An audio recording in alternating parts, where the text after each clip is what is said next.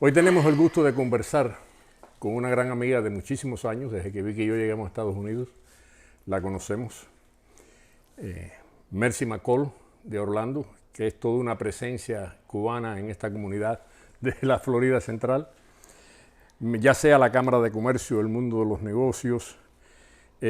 Mercy es una persona que está entrelazada tanto en la comunidad cubano-americana como la comunidad hispana en general y la norteamericana. Una presencia fuerte en el mundo de los negocios y en la vida social.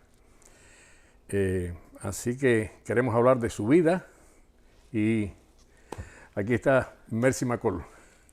Gracias, Oreste. Sinceramente es un placer tenerte aquí en nuestro hogar. Y digo nuestro porque es el hogar mío, de mi hijo, de mi nieto, nuestra familia. Y tú y Vicky siempre ha sido muy especial en nuestras vidas desde que nos enamoramos de la historia de amor y de libertad de ustedes. Mil gracias por esta oportunidad de compartir contigo en tu nuevo canal. Gracias, Mercy. Y gracias por conversar con nosotros hoy. Para empezar, estas entrevistas las hacemos con hispanos. Hasta ahora han sido cubanos nada más. Personas que han llegado a este país en condiciones muy difíciles, pero que se han abierto camino y han vencido las dificultades a lo largo del camino, y ese es el mensaje que queremos traer a la comunidad, que aquellos que han quedado más atrás sepan que hay una vía, hay una forma de alcanzar el éxito en este país, y ese es el ejemplo que queremos traer porque pensamos que no existen secretos. Tú saliste muy joven de Cuba. ¿Qué edad tú tenías? Casi 13 años. Vamos a decir que cumplí los 13 en noviembre del año 66 y no me gusta ponerle fecha a mi vida, pero tenía alrededor de 2 meses en los Estados Unidos cuando cumplí los 13 años. ¿Cómo fue esa salida de Cuba? Fue una salida difícil y todos los cubanos tenemos una historia. La mía en particular, que ha sido una historia que le ha gustado a personas, aunque yo generalmente no me gusta mirar atrás, yo siempre miro hacia adelante. Pero mi padre había tratado de que yo saliera de Cuba con los vuelos de Peter Pan. Tú originalmente eres de Pinar del Río, ¿no? Bueno, yo soy de un pueblecito en La Habana que se llama Guajay. Orgullosa de decir que soy de un pueblecito bien pequeño, al lado de Rancho Boyero. Mi padre es de Bahía Honda, en la provincia de Pinar del Río, y mi madre se crió en lo que es el municipio de Marianao, entre los pueblos de El Cano, El Chico, Arroyo Arenas. ¿Era una familia rica, tu familia? No. Mi padre es del campo. Mi padre se crió en el campo, vino ya al pueblo cuando era un adulto. Mi padre nunca fue a la escuela. Mi padre aprendió a leer y escribir porque era un hombre muy orgulloso. Y en Bahía Honda, él había pagado a una persona para que le escribiera una carta de amor a una chica que a él le gustaba. Y esa persona le dijo a todo el mundo en el pueblo que Figueroa había hecho esto y le hicieron burlas y la chica se enteró de la carta antes que le llegara la carta, y él empezó con lo que en aquel entonces creo que se llamaban unas cuartillas, creo que era que le decían, que iban al campo, y ya él era un muchacho adulto. Pero en esencia tú eres de la mayoría de los cubanos, perteneces al gran pool de los cubanos que no todo el que salió de Cuba en los 60 era rico, ni era doctor, ni ingeniero. No. Mi padre... Hay una mayoría de gente pobre o humilde que salieron de Cuba. Definitivamente. Tuvieron la visión. Bueno, papi tuvo la visión porque cuando él me sentó a mí, y esto lo tengo... Tú sabes, hay varias cosas de mi niñez que yo las tengo claras. Tengo claro el día que... y vamos a no hablar de política, pero el día que su negocio fue confiscado. Yo recuerdo el día que entraron, cómo fue aquello, y lo tengo claro. Después de eso, la otra memoria que tengo bien clara fue el día que él me sentó y me dijo, hay una oportunidad de que tú vayas para los Estados Unidos. Esto va a pasar en los próximos meses, pero si a ti te entrevistan, tú tienes que decir que tú te quieres ir.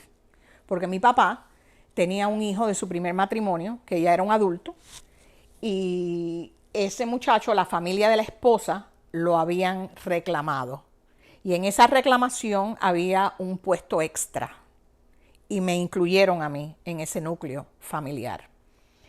Yo imagínate, ya en Cuba estaban las necesidades, estaban las restricciones, estaban 12 años, vamos para los Estados Unidos.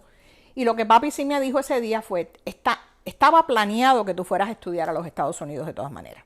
Porque a él le fascinaba la idea de que yo tuviera una educación, ya que él no la tenía, de que yo aprendiera inglés, que era algo como glorioso en los ojos de él.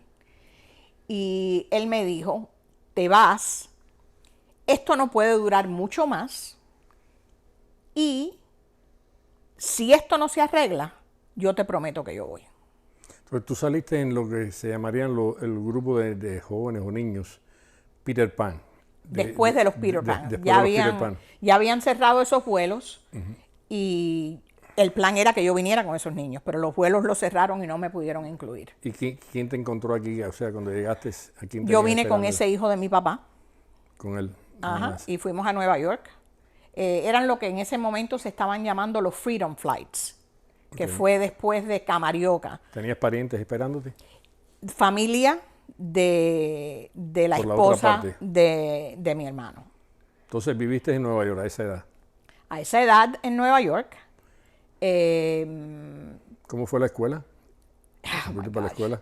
Imagínate, me dieron unos exámenes que todo lo que era matemática y ciencia, yo lo pasé y me pusieron ¿En español o en inglés los exámenes? inglés. En inglés. Pero ¿Ya hablabas un poquito? Nada. Imagínate que en el vuelo me dijeron, do you want Coke? Do you want a Coke? Do you want a Coke? Y me decían, Coca-Cola, Coca-Cola. Y yo, oh my God, Coca-Cola, Coca-Cola. Sí, tú sabes. Nada, ni una palabra de inglés. En ese pueblo donde yo fui, en Tarrytown, en Westchester County, había una comunidad cubana de emigrantes. Y claro está que a nosotros en aquel entonces no nos gustaba que nos dieran emigrantes, nosotros éramos exilados, vamos a aclarar, pero un grupo que nos ayudábamos mucho. Y entonces lo que ya llevaban un tiempito, lo ayudaban a uno. Imagínate, yo vengo de una escuela que eran 3 o 4 aulas en el pueblo de donde yo soy, la secundaria que yo iba, llegar a esta escuela en Nueva York, donde eran 2 o 3 pisos, ir de una habitación a otra para clases. Ay, Dios mío, yo creía que yo no me iba a perder. Perdóname, Mercy, y te pido perdón por todas las veces que te voy a interrumpir. No, o sea, yo también. Vamos a mantener la historia moviéndose y a veces vamos a hacer, en vez de flashback, flash forward. Ahora quisiera I like flash forwards. Quisiera hacerte un flash forward ahora. Tú llegaste en los años 60 y me acabas de hablar de una comunidad cubana pequeña en Rochester. ¿Cómo se ayudaban a los cubanos que estaban llegando en ese momento? Yo llegué aquí en el 91 y recuerdo, la gente no lo sabe, pero yo vine a vivir originalmente a Orlando. Ni tú sabías que yo vivía en Orlando. Creíamos que estabas como a 2 o 3 horas de aquí. Pero noté, había una comunidad de cubanos, estaba el Club Cubano, y había un interés en ayudar a los recién llegados de Cuba, de encaminarlos, de orientarlos, de educarlos en la vida de Estados Unidos. Y existían varias organizaciones en Miami por el estilo. ¿Tú crees que ese esfuerzo de los cubanos de organizarse se ha mantenido o ha decaído con los años? Es la pregunta que te quiero hacer. Wow. ¿Cómo tú lo ves hoy en día? En el sentido de la gente que llega, estar organizados, ayudarlo. Esa cosa que yo vi cuando llegaste, que viste tú.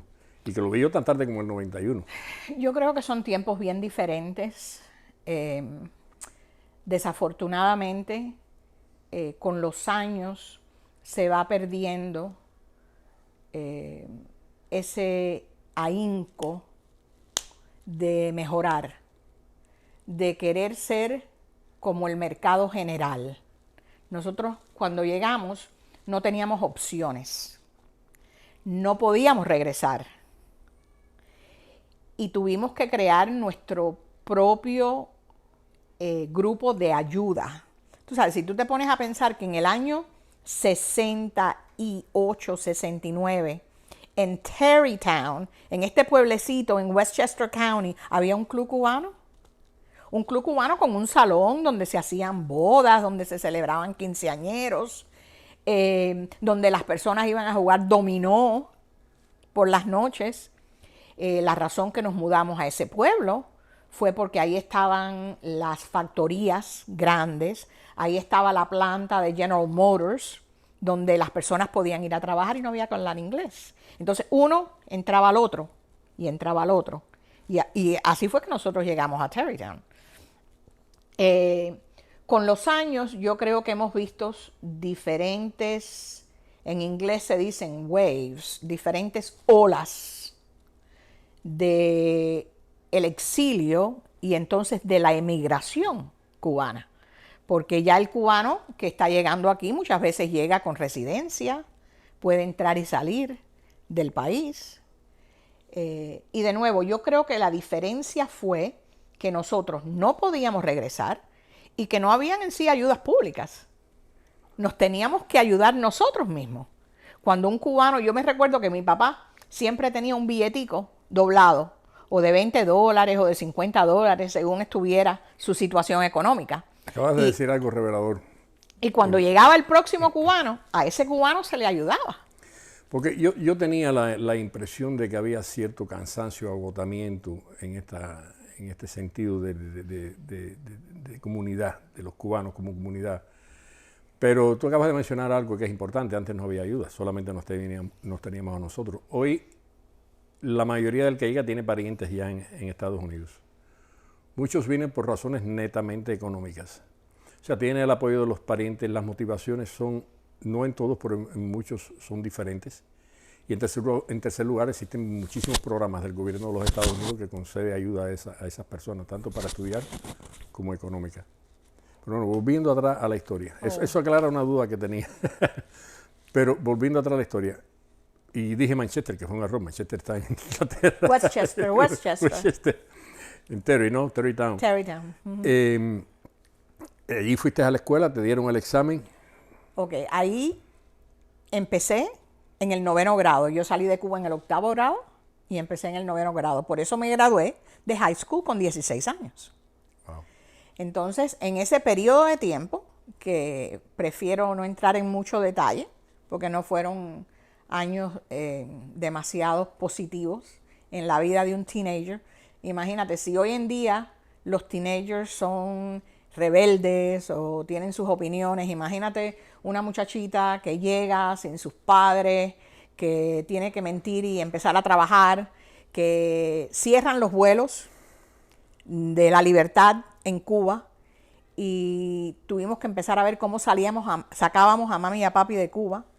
Gracias a Dios que hicimos un contacto en the United Nations y pudimos conseguir una visa humanitaria. Increíble la responsabilidad que cayó sobre ti a esa edad. 16 años y tienes en tus hombros la responsabilidad de sacar a tus padres de Cuba.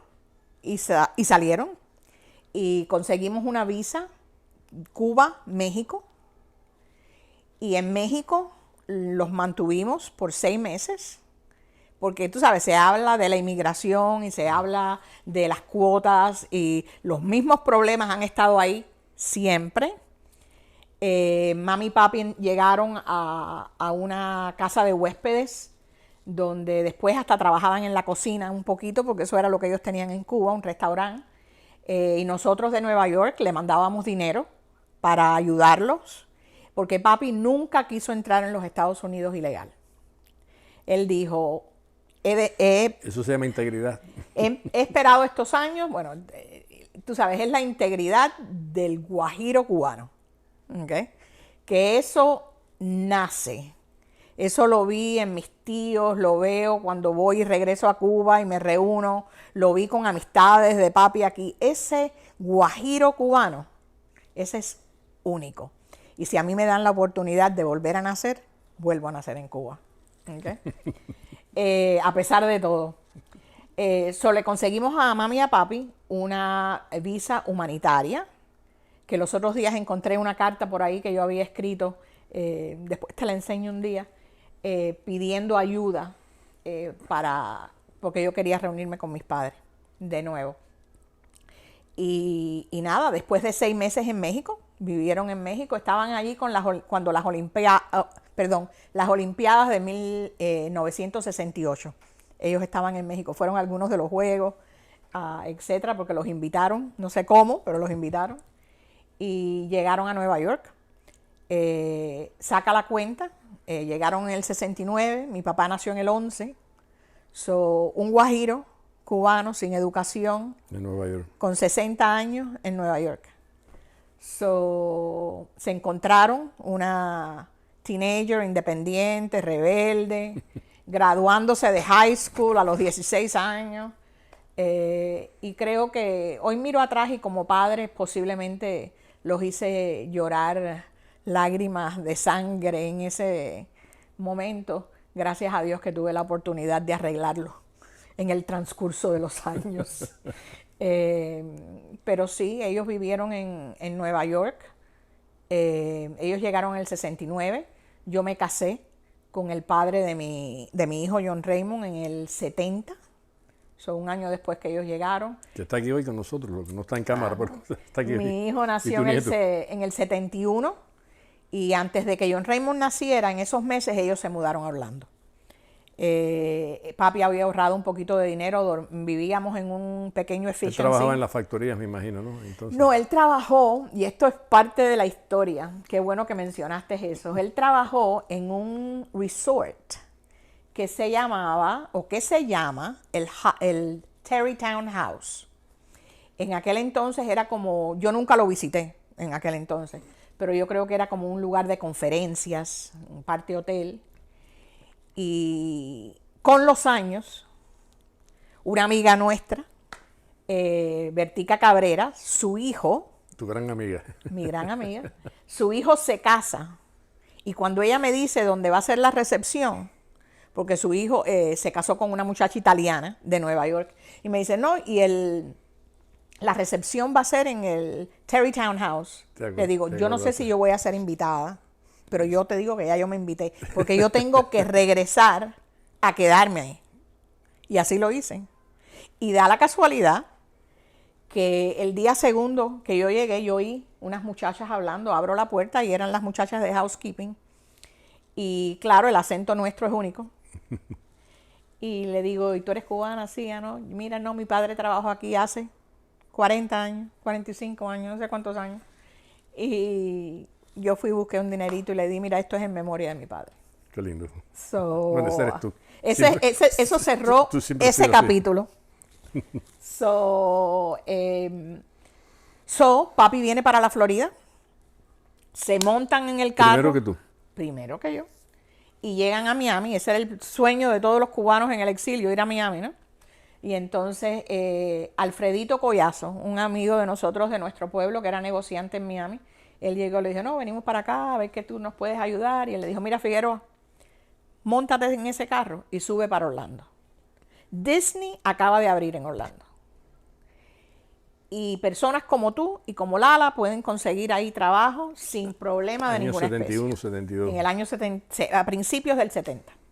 No, perdón, a principios del 71. Y nada, así fue. Vinieron en el downtown, lo que ahora es Thornton Park, que como digo yo es fashionable, Thornton Park. En aquel entonces no era muy fashionable. Y vieron un for rent, rentaron y empezaron a caminar. Se encontraron con este señor americano, Gene Durocher. Esto para que tú veas lo que son las cosas de la vida. Y no speak English, no, Orlando, yes, no, Nueva York, no, Cuba, no. Y Gene le dijo, come to my house. Gene era un militar retirado que había conocido a su esposa, Pat, puertorriqueña en Puerto Rico, cuando él estuvo asignado allá, y se convirtieron en los mejores amigos de mami y papi. Al punto que Gene tenía varias propiedades en esa área y le vendió a papi su primer casita Ah, que él cogió parte de un préstamo directamente con Jean y el otro asumió un préstamo, porque en aquel entonces se podían asumir los préstamos hipotecarios. Y así es que mami y papi llegan a Orlando. ¿qué tiempo te tomó en llegar tú aquí después? Bueno, imagínate, John Raymond tenía 1 año, así que yo me mudé para Orlando en febrero del año 73. ¿Todavía estabas casada o ya Vine, estabas con el niño solo? estaba con el padre de John Raymond, pero yo me fui de una relación bastante abusiva en ese momento. Él, según tengo entendido, ha cambiado mucho y mi hijo ahora mantiene una relación con él, pero en ese momento éramos niños. Porque yo quiero adelantar en la historia. Una de las cosas que más interés que yo tengo en conversar contigo, que tú nos cuentes, es que tú prácticamente, la figura del padre no estuvo ahí para él mientras creció, ni el apoyo económico. Eso lo hiciste tú sola, inmigrante cubana, muy joven, un niño pequeño, sales de Nueva York, llegas a la Florida, aquí al área de Orlando, y con los años te conviertes en una ejecutiva bancaria, una mujer exitosa, y es lo que llaman aquí single mother, prácticamente. Y eso es obvio que lleva mucho esfuerzo y mucho sacrificio que tú eventualmente hiciste, noches sin dormir. Esa es la parte que todo el mundo puede imaginar, ¿no? Noches sin dormir, estudiando, trabajando, haciendo papeles, de todo corre con esto del niño, el médico. Esa parte, ahora, lo que yo quisiera saber es cómo lograste, cómo fue ese medio que te rodeó, cuán hostil fue o cuán bueno fue, cuántas manos se tendieron en tu camino, cuántos traspiés, o sea, si te fue fácil, duro el camino ese acá de desarrollo profesional. Era joven, era bonita. Por ejemplo, si tuviste casos de discriminación, eso es algo que no se habla, porque Estados Unidos no es un país racista, pero indiscutiblemente hay racismo en Estados Unidos, hay individuos que son racistas. Bueno, y acuérdate que estamos en el sur, Y estamos que en eso el es sur. en adición. Pero es importante hacer esa distinción, pero una cosa que tampoco se puede hacer es porque este país que no es racista, indudablemente no lo es también ignorar las cosas. No, hay que hacer esa distinción entre algunos individuos y el país. Pero yo quisiera de gente que por ejemplo, si tú tuviste alguna experiencia de discriminación, ¿cómo te sobrepusiste a ello? ¿Cuánto te dolió? Bueno, vamos a empezar cómo yo entro en la banca. Ajá. ¿Okay? Porque lo interesante de mi carrera es que yo nunca anticipé que yo iba a estar en la banca. Yo en esa casita que papi compró, cuando yo llego, yo miro en el downtown de Orlando, veo un edificio alto que dice First National Bank. Y le digo, papi, ¿en ese banco es donde tú tienes tu cuenta? Y me dijo, no, Mercedita, yo fui ahí, pero no había nadie que hablara español. Ah. Entonces me hablaron de este otro banco, donde este señor cubano me ayudó. Ok. So yo me levanté al otro día, no tenía carro, caminé a la esquina de Orange y Church Street, 200 Sur Orange Avenue, donde estaba First National Bank, y entré en la oficina de recursos humanos. Para mi suerte, y claro está que yo no creo que en el mundo en el que vivimos hay coincidencias. Las cosas suceden porque hay un plan que no entendemos, pero hay un plan. Por ahí una iniciativa tuya también, Mercy. Bueno, pero escucha. Sin tu iniciativa pero no hay plan. escucha. So, mal inglés, no tenía ropa buena, porque yo salí de Nueva York con un shopping bag. ¿Okay? No tenía ni una maleta donde poner las cosas. Y lo que puse fue las cosas del niño. So, esta muchacha me pregunta, ¿y qué tú sabes hacer? Digo, bueno, yo soy buena en matemáticas, yo sé usar bien las máquinas de sumar, yo escribo bien mecanografía, porque todo esto yo lo sabía de Cuba. Porque mis padres, yo siempre era una niña muy precoz y me mantenían busy con clases de mecanografía, de corte y costura, bueno, lo que tú pienses, mami me ponía en clase, porque eran lo que las muchachitas estaban supuestas a hacer. Esta muchacha que me entrevistó a mí en el banco en ese día, Mirta Soriano, hija de cubano, un señor que era ingeniero aquí en Winter Park, y ella era la asistente del Departamento de Recursos Humanos. Y Mirta me dijo, mira, yo no sé dónde yo te voy a meter aquí, pero yo estoy cansada de ir de departamento en departamento traduciendo, porque era, imagínate, el empezar de Disney. El turismo aquí estaba, la gente quería invertir en Orlando. Y yo no sé, Orestes, a cuántas entrevistas yo fui. Te estoy sincera, nadie me quería. Hasta que me mandan al departamento de tarjetas de crédito.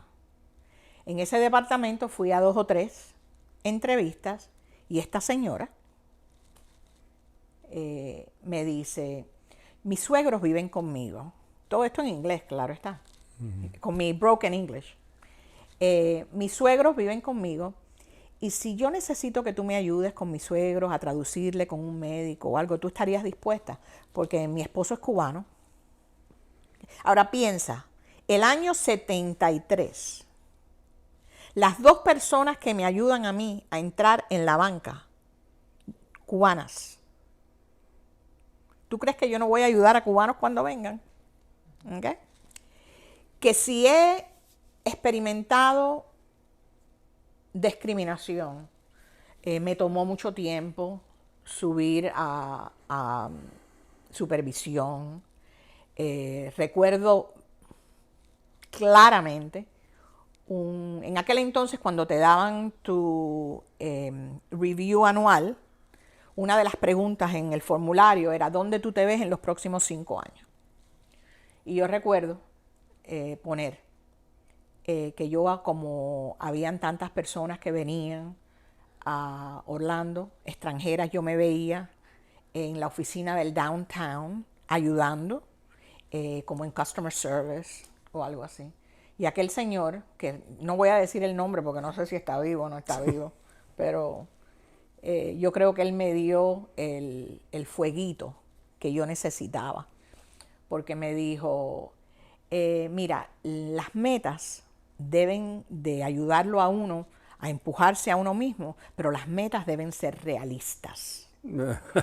Y tú no tienes el patrón que nosotros queremos en la oficina central. Yo me acuerdo estar sentada ahí. Hace falta de liderazgo en ese ejecutivo. Pero yo me recuerdo estar sentada y decir, wow, el patrón, ¿qué patrón será ese? Entonces, un poquito después de eso, yo me volví a casar, y vamos a no hablar de las veces que me he casado, por favor. Yo me volví a casar y me hicieron gerente del departamento de cobro, y yo veía que el grupito se reunía y a mí no me incluían en el grupo, y hacían y no me incluían, y hacían los viajes porque estábamos en el proceso de adquirir. Y cuando hablas del grupo, todos son americanos. Todos. O sea, yo era el oddball ahí. Okay. Pero eso de ser la única, después me ayudó. En ese momento me lo sentí. Pero después yo supe utilizar el hecho de que yo era la única. Okay. Tú sabes, la oportunidad viene y toca a tu puerta. Y tú tienes que abrirle la puerta. Porque si no, la oportunidad se te va. ¿Cómo hiciste? Ok. Entonces, yo me recuerdo de que un día le digo al jefe, que era otro jefe, ya ese jefe se habían salido de él, y le digo a ese otro jefe, yo estoy interesada, yo soy la jefa del departamento de cobro, y ustedes se van a comprar libros y portfolios, es lo que se llama, no sé, carteras, es como se dice en español, carteras a otros bancos, y yo soy la que lo tengo que hacer, y ustedes nunca me llevan a mí. Y él me dijo, ¿a ti te interesaría ir? Pues claro, si es mi responsabilidad. Claro. Y yo me acuerdo que salimos y llegamos a un banco y después llegamos a otro y llegamos al hotel y yo veo que fuimos a comer y yo veo una botella de vino y yo dije, esto no me gusta. Llegamos a la habitación y habían 2 cuartos y había una puerta y yo siento que tocan en la puerta. Y yo dije, sí. Dice, ¿estás bien? Yo le dije, sí, estoy bien, gracias. Desagradable. Pero cuando llegué a Orlando, yo ya este era como el segundo o tercer departamento donde yo trabajaba. Llamé a la oficina central, que uno de los vicepresidentes de préstamos, yo había trabajado para él a principio que yo había empezado en el banco, y yo le dije, yo estoy interesada en trabajar en la oficina central. Y él me dijo, fue interesante porque me dijo, Mercy, pero es que tú eres ahora jefa de departamento. Tú tienes 2 empleados. Yo no puedo competir. Si tú vienes para acá vas a tener que empezar abriendo cuentas, Claro. atendiendo. Y yo le dije, no me importa, yo quiero empezar. Y así lo hice. Cuando me dijeron que yo no tenía el patrón, imagínate, yo me había acabado de casar. Mi esposo en ese momento era policía de Orlando. Yo en mi mente decía que iba a haber una desgracia, porque mi esposo, si ve algo con alguien, yo me tengo que salir de este departamento. Y yo sabía que tenía que trabajar. So, hablando de discriminación, hablando de todo esto que escuchamos de los abusos sexuales que hay, eso siempre ha existido. Desafortunadamente, en esta gran nación en la que vivimos. En todas partes. Y hay personas, yo tuve sinceramente la bendición de que pude llamar a esta persona que también me dio la oportunidad. Y Oreste, yo creo que esa es una de las razones por las cuales a mí me gusta ayudar a las personas. Yo recibo una satisfacción interna, que es lo que me ha mantenido en mi trabajo, en mi profesión, por 5 décadas, y no me gusta admitirlo.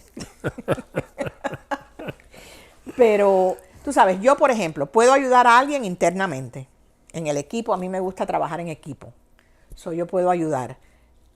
Cuando estás en una posición de liderazgo, hay gente que tú le caes bien y hay personas que tú no le caes bien. Pero externamente en la comunidad puedo ayudar porque me crié dentro de un banco que el moto de ese banco era You build your community and you build your bank.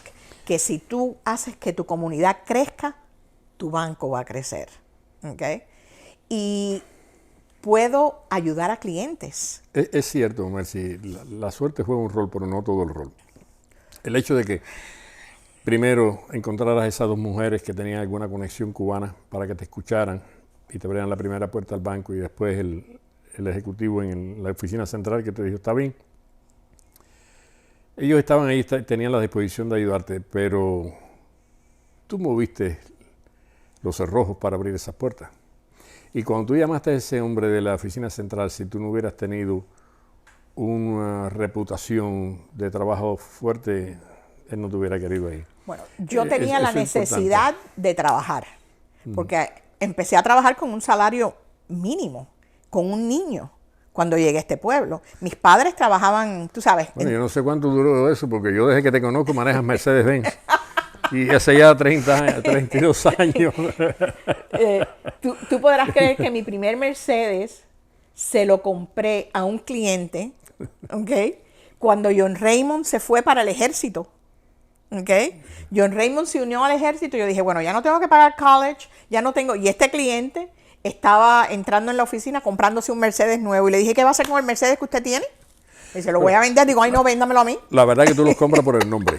Claro. Igual que tú. Mira, no hay nada mejor que llegar a un valet parking y decir, your name.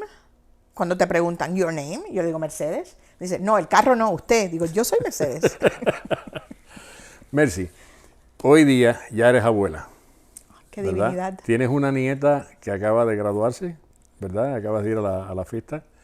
No vamos a revelar la edad de la nieta, ¿no? No, está bien, no hay problema. Tú sabes que ya, cuando uno pasa cierta edad, ya no importa.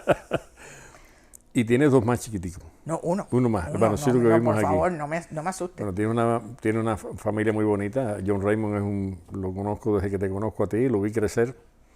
Es un hombre maravilloso. Y lo educaste tú sola. Y es un hombre con los pies en la tierra y admirable.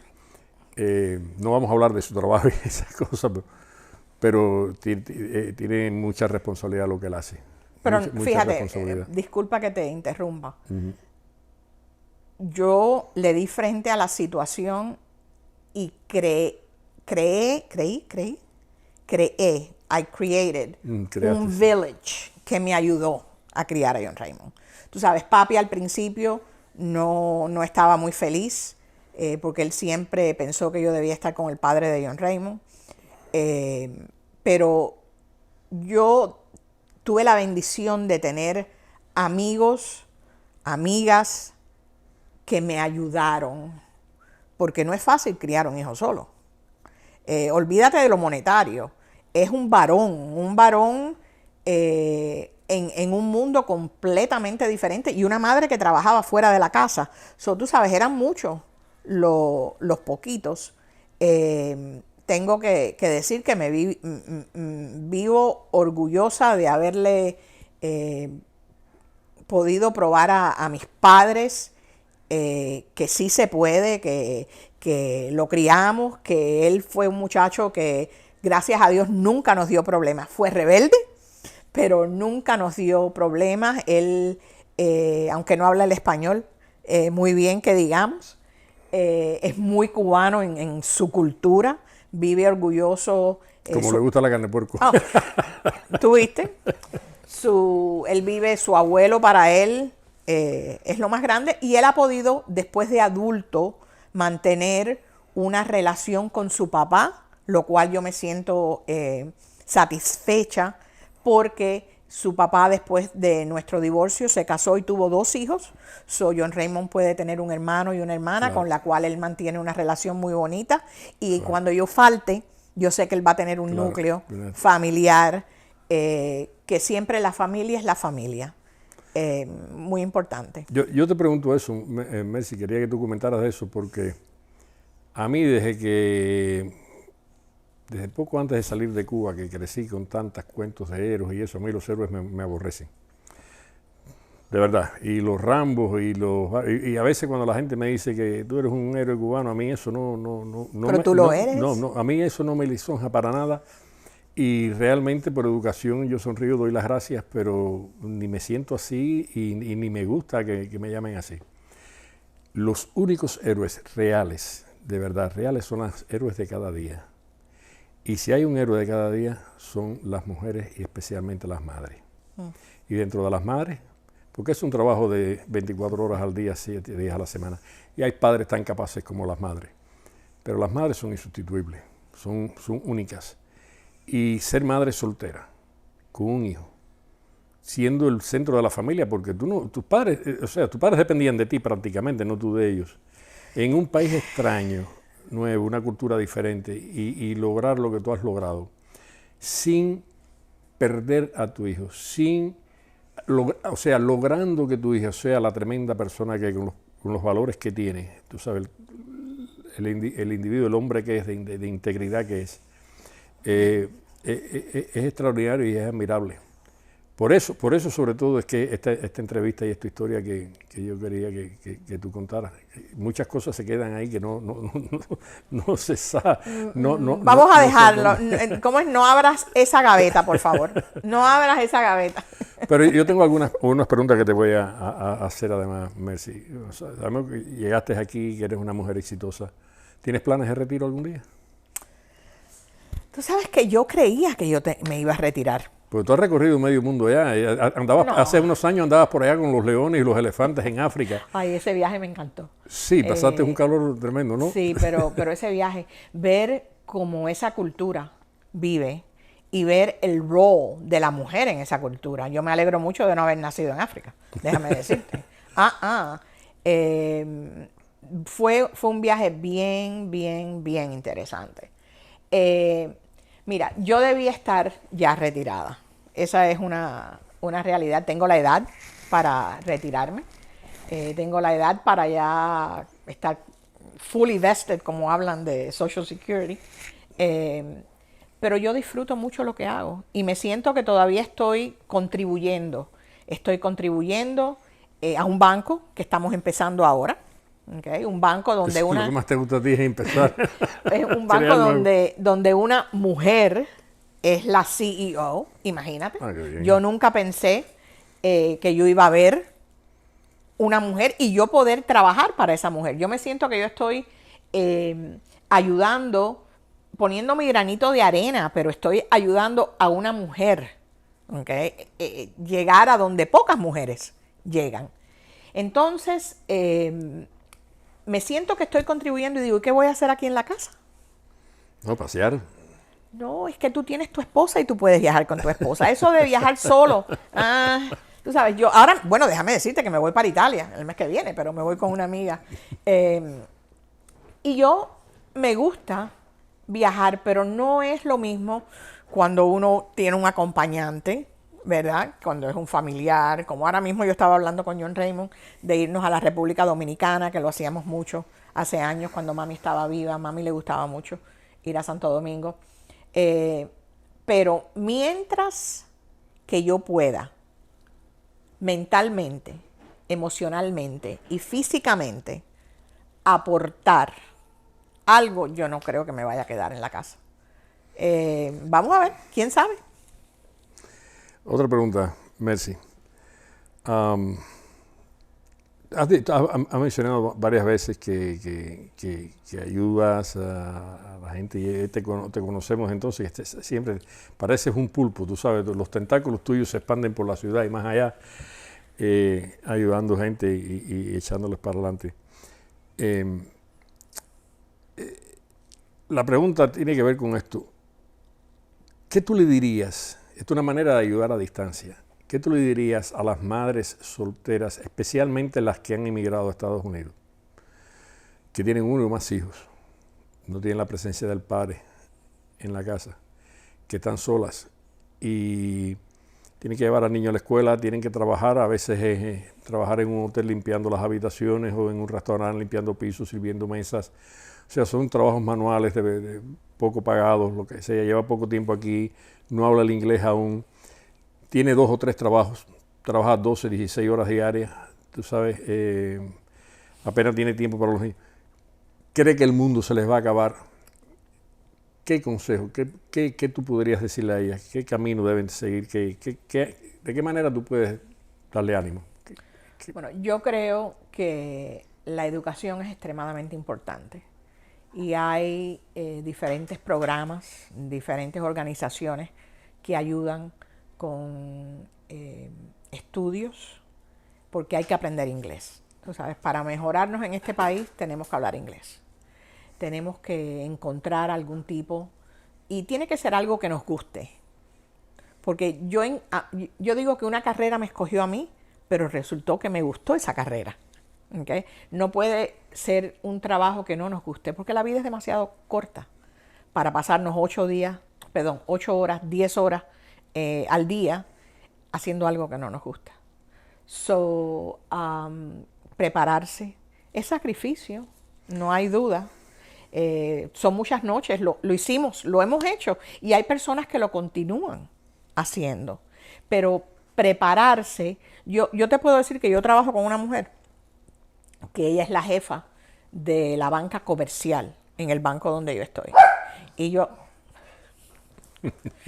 yo a veces recibo emails de ella a las 12 de la noche, porque ella sale del trabajo a las 4, va con sus hijos, los ayuda, los pone a dormir y va y sigue trabajando.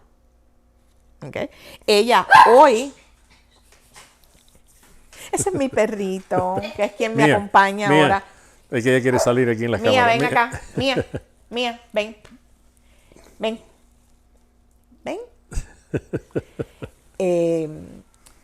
Mañana es el cumpleaños de ella.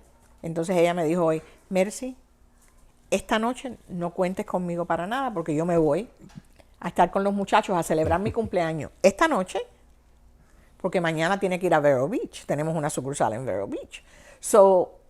Es sacrificarse, pero es prepararse para cuando esa oportunidad venga y toque a la puerta, uno estar listo. Claro. Aquí hay muchas oportunidades, muchas oportunidades. La muchacha con que nosotros almorzamos ayer, ella trabaja para una compañía de site development, ¿okay? En la construcción. Y es un amigo del hermano de ella que la llamó un día y le dijo, mira, yo necesito una persona como tú. Le dio un 20% en la corporación. ¡Wow! Porque la quería ella ahí. Y ella en este momento... Es una gran oportunidad. Una gran oportunidad. Y ella nos los estaba haciendo el cuento, porque nosotros conocemos a la compañía donde ella trabaja. Y entonces nos dijo, tú sabes, yo nunca pensé que yo iba a estar en esta posición. Claro. Tú sabes lo que es empezar con 3 empleados y hoy día tienen 70 empleados. So, hay que Increíble, ¿eh? prepararse, hay que no tener miedo, hay Claro. que aprender inglés. Eso que acabas de decir, hay que aprender inglés. Ese es un mensaje que queremos siempre dar en este canal a los que nos ven. Porque tienen que salir de sus comunidades, tienen que salir de Miami, porque las oportunidades que ustedes ven, si usted permanece en un lugar donde solamente se habla español y usted nada más que habla español, las oportunidades llegarán tan lejos como esa burbuja en la que usted vive. Se limita mucho. Cuando usted aprende el inglés, y no es imposible, es un problema de voluntad. El idioma se puede aprender igual que como lo aprendí. No tienes ni que ir a la escuela. Los niños aprenden el idioma cuando nacen y a los 2 años ya están hablando, los 3 años es una enciclopedia y no han ido todavía a ninguna escuela. Así mismo, y se aprende mejor porque se aprende con menos acento. Se aprende de oído como una música. No, y después aplicas la gramática y demás. Si tienes que ir a una escuela profesional a sintaxis, ya eso es otra cosa. Pero la lengua se puede aprender y la primera mitad de eso es entenderla. Es el esfuerzo, la voluntad de no mirar la televisión en español, no ir a la tienda hispana a comprar la comida, ve a la tienda americana aunque no te entiendan, hasta que empiezas a entender y te entiendan así. Es importante porque el día que dominas la lengua, te sientes entonces realmente ciudadano de los Estados Unidos y tus horizontes se expanden tan lejos como las fronteras de este país y las oportunidades. Yo recuerdo cuando yo llegué a este país, yo no hablaba inglés y el primer policía que me paró en la carretera porque iba a exceso de velocidad, yo decía, Dios mío, ¿cómo yo me entiendo con este hombre? Y eran las 10 de la noche. Yo estaba tenso porque había un problema de comunicación. El hombre se dio cuenta que yo no hablaba inglés y no hubo problema, me dio el ticket y vete. Pero ya, eso es una preocupación que yo no tengo. Donde quiera, de cualquier estado que yo esté en este país, cualquier oficial de la policía que yo tenga que interactuar, cualquier autoridad, es perfectamente normal, me siento en casa. Y para las oportunidades de empleo es así. La otra cosa es el trabajo. Estás trabajando mucho, especialmente esa madre que estamos hablando. Si tienes que sacrificar 2 horas menos de trabajo y dedicarla a los estudios, hazlo. Porque ese es el pago mayor que llegará después en el futuro. Y no hay otra manera que estudiar después que los niños están en la cama. En esos periodos de tiempo se duerme bien poco. Si eres una persona que aspiras a dormir 8 horas al día mínimo, Y fíjate, yo creo que ese de 4 o 6 horas de sueño las máximo. empresas hoy en día son más flexibles en todo lo que es de tomar tiempo para la familia. Tú sabes, en mis tiempos, ni los días de enfermedad se podían usar para familia. Si tú estabas enferma, tú podías utilizar los días, pero si tu hijo se enfermaba, tú no podías utilizar un día. Por eso eso creaba la mentira. ¿Okay? Porque imagínate que tu hijo está enfermo, que lo tienes que llevar a un médico y no tienes un día. Ah, no, estoy enferma, no puedo ir a trabajar. Si es un día del primer día de escuela, tú sabes, en aquel entonces nosotros no podíamos decir quiero ir al primer día de escuela del niño. Hoy en día las empresas son más flexibles. Muchas empresas ayudan con el costo de los estudios, aunque sea un curso técnico o un curso de universidad. Así es. Hay muchas oportunidades que se pueden tomar hoy en día que las personas pueden beneficiarse a largo plazo del sacrificio del momento. Tenemos que nunca aceptar que no se puede. Sí se puede. Siempre. Con sacrificio, con ahínco, con lealtad, porque eso es otra cosa. Hay que ser leal a la empresa de la que uno trabaja. Tú sabes, yo veo hoy en día a los muchachos con los celulares. Sí. Tú sabes, yo voy a una tienda y el muchacho está escondido aquí con el celular, tratando. Tú sabes, si uno está trabajando, uno está trabajando. Tienes que representar un valor para la empresa. Definitivamente. La gerencia de la empresa ve un valor en ti por lo que tú contribuyes. Tu trabajo no se valora ni por las horas que estás presente en la oficina, ni por los reportes, que es cuánto tú produces para la empresa. Es un concepto fundamental que nosotros tenemos que aprender, es la productividad. Definitivamente. Pasando a otra fase de esto, que estamos llegando al final. ¿Para dónde vamos ya ahora? Otra pregunta, out of the blue, otra pregunta. Ajá. ¿Tú crees que Estados Unidos es un país excepcional? O sea, se habla del excepcionalismo norteamericano. Yo creo que no hay país como el cual en que vivimos. Y no será el mejor, pero yo no conozco uno mejor. Ahora viene la pregunta que viene, ¿qué es lo que lo hace excepcional? Que si tú haces las cosas bien hechas, si tú trabajas, si tú creas la vida que tú de verdad puedes envision, no me sale esa palabra en español en este momento, Avisorar. ¿ok? Tú lo puedes hacer. Piensa quién soy yo. Una niña sin educación, divorciada a los 20 años, con un niño de 2 años, llegar a este pueblo, que decían que era un pueblo, pero era una aldea. Yo salí de Kennedy Airport a llegar al aeropuerto aquí, bajé las escaleritas del avión y yo dije, ¿dónde se han mudado mami y papi? ¿Qué es esto? ¿Okay? Y estar donde yo estoy hoy, disfrutando de lo que cualquier persona, la más rica, pueda tener. El Mercedes está en el garaje. No sé cuántos televisores hay en esta casa. Podemos salir a comer donde querramos comer. Viajar el mundo que te dé la gana. Puedo, me voy para París con una amiga, me voy para Italia. Tú sabes, ¿dónde puede? Generalmente eso lo hacen personas que tienen dinero, que vienen de familias con dinero. Lo que yo he creado, lo he creado con mi esfuerzo, de que ha habido algo de suerte en el proceso, porque yo estoy segura que hay muchas personas que han tratado de hacerlo como yo. Pero yo pude rodearme de personas que vieron en mí algo que quisieron ayudar y yo trabajé para ganármelo. Y algo de valor. Piensa que me dio la oportunidad de conocerte a ti y a Vicky. Si no hubiera trabajado en la banca, a lo mejor no te hubiera conocido cuando te conocí. La pregunta más dura. Esta no se la ha hecho nadie en ninguna entrevista, te la hago a ti. Pero la vamos a empezar a hacer. Estaba diciendo a Vicky, no me asustes. Se me ocurrió esta idea de que vamos a viajar por todo el país, en las calles, donde quiera, vamos a parar a gente y hacerles una simple pregunta a las personas. Oh my God. Tú eres la primera persona que se la vamos a hacer. Okay. Define la felicidad. ¿Qué cosa es la felicidad? Para mí, la felicidad es el momento. Es esto que tenemos aquí. Esta entrevista es felicidad. Es saber que mi hijo está en la habitación del lado con salud, con su hijo. Es la perrita que empezó a ladrar hace un ratito y no le dimos una patadita ahí porque no pudimos. Te va a doler más a ti.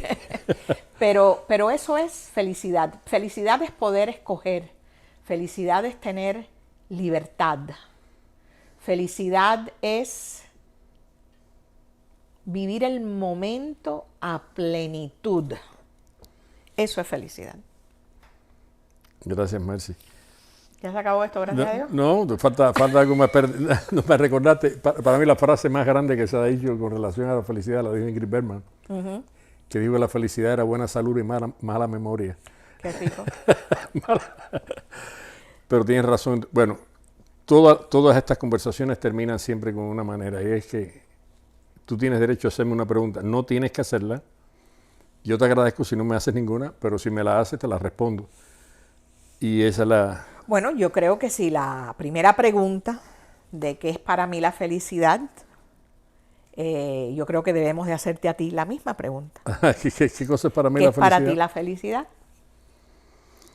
Bueno, la felicidad en primer orden es paz. Para mí, paz interior. Es tranquilidad, no... Ni deudas pasadas, ni preocupaciones futuras, como tú dices, el momento, vivirlo a plenitud.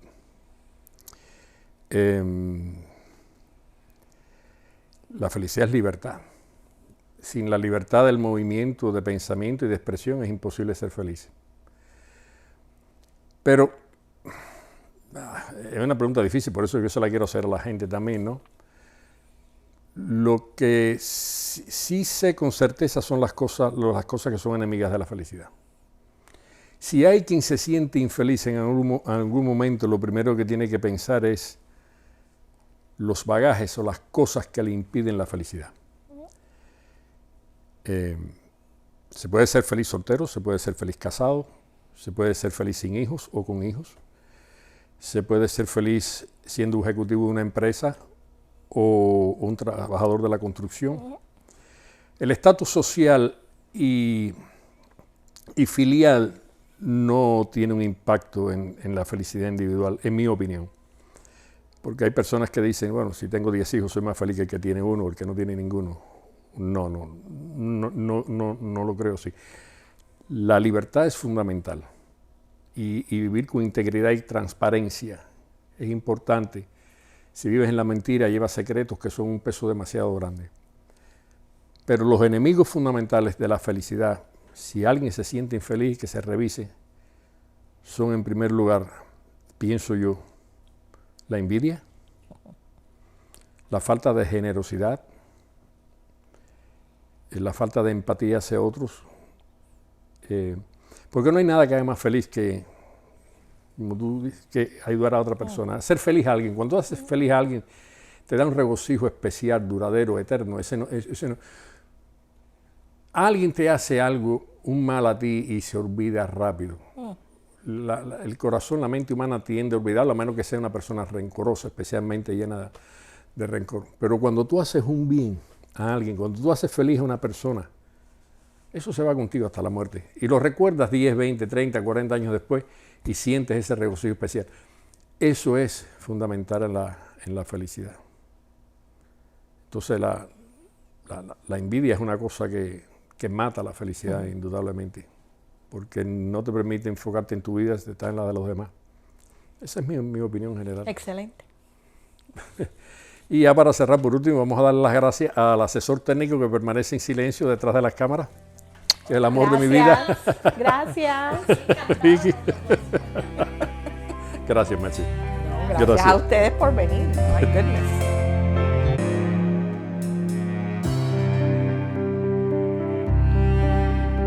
Se subió en una silla a mirar por la ventana, descubrió en el infinito la verdad que le faltaba y se fue entre los sueños a conocer el sol y voló por todo el mundo hasta no sentir sus alas, recogió con su alegría la tristeza que encerraba y colgó sobre sus hombros casi todo el dolor.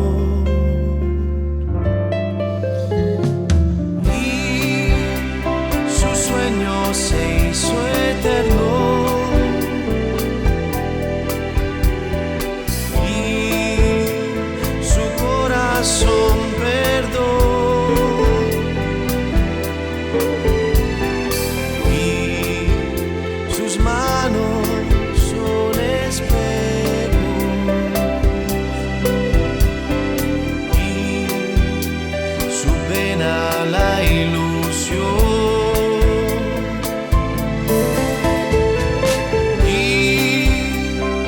Transformó en milagro y se convirtió en amor.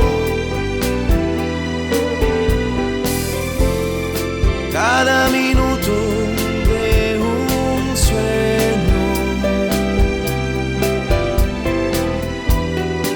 cada espacio que anidó.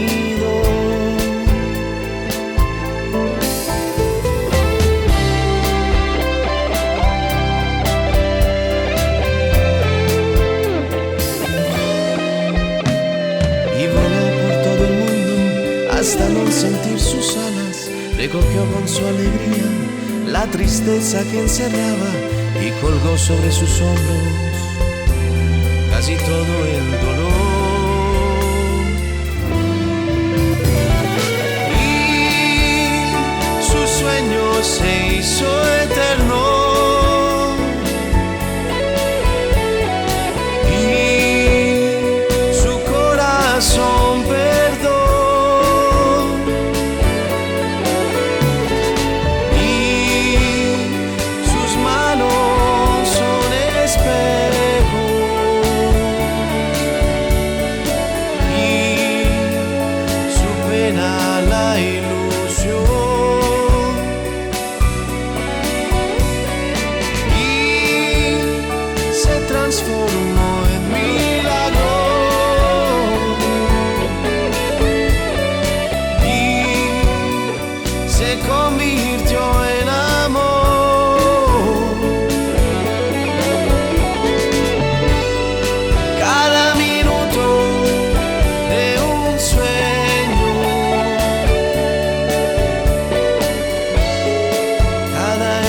canción